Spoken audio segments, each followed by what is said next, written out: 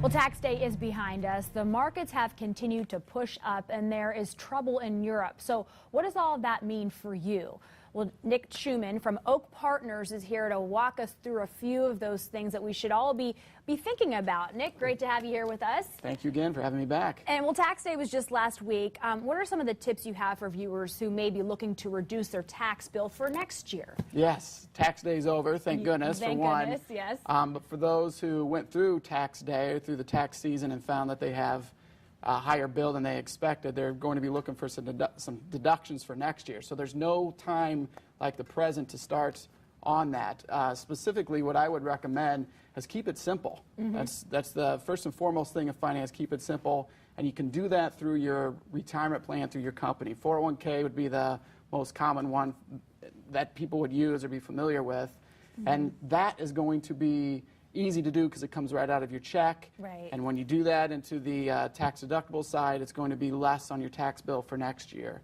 And then the other thing that I mentioned, I actually volunteered, not to put a plug in here, but the United Way in DeKalb County.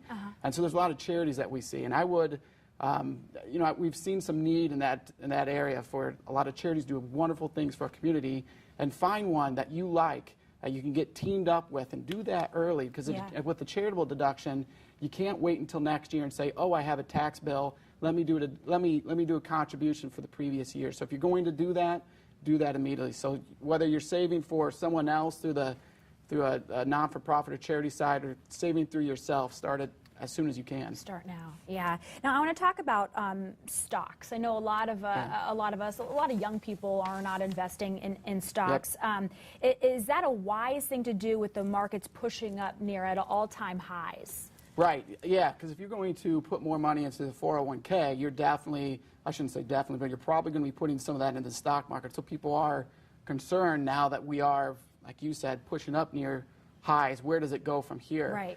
But, and for young people specifically, there is no right time to invest. You just got to get that started. And the nice thing with a 401k or any consistent investment that you do, if you're doing it every single week or every single month, you're going to dollar cost average. So if the markets are volatile and they do take a dip, and they will at some point, you're going to buy more shares. So that goes back to the old age adage of buy low, sell high. That's part of it. That's half of it. As the markets dip, you're buying low. So that's helping. The other thing that I would mention is you don't have to overload on the U.S. markets. Those are the ones that have done the best. Find something else, some other opportunities. You can pick up some relative value working with an advisor. You know, at Oak Partners, we like to sit down with our clients and see what might fit their specific goals and maybe something that's outside of traditional U.S. markets. Now, I don't know if our viewers at home have seen the news lately across seas, but Europe and specifically Greece were in the news this last week. Again.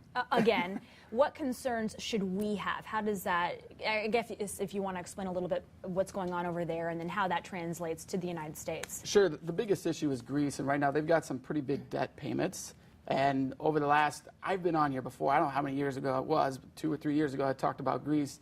You know, their outflows were more than inflows, and so now they have picked up a lot of debt. Are they going to be able to make those payments? Will they separate from the euro? That's the biggest question. But I'm going to go back to the answer I said before. You know, the Greece is causing some volatility, and that volatility can be opportunity if it fits your goals. If it's right for you and what you are planning out for your family, you might be able to pick up something there. And Europe as a whole, they're doing some quantitative easing or printing money, which is what the U.S. did for the last 5 years or so, and it really helped and boosted the U.S. economy and the U.S. markets. There might actually be some opportunity through that volatility.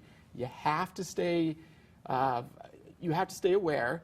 You can't just do it nonchalantly. You can't just put all of your eggs in one basket. But there might be some opportunity through that too. So in summary, as we end this interview, what should folks at home take away here? 3 points. Yeah. Putting you on the spot. Well, no, I mean, I'm going to be a little self-promoting when I say this, but truly you got to find an advisor you know and that you trust. And they should be working through things like this with you throughout the year. This shouldn't be the first time that you are thinking of these things. We have, at Oak Partners, we make sure that we talk to have good communication with our clients 5, 6, 7 times a year, at least on the phone, and then 1 or 2 meetings per year. So you know where you stand on this. Develop your plan. your goals, where you want to be, and have something that is focused on you. So as you look at taxes, or you look at investing more in the markets, or you're looking at different opportunities, you know if you do one of those, Sure. what does that mean to you? What's your potential over the long term? That advisor, that relationship is really important, in my opinion. All right. Nick Schumann with Oak Partners, always a pleasure. It's great being here. We'll be right back.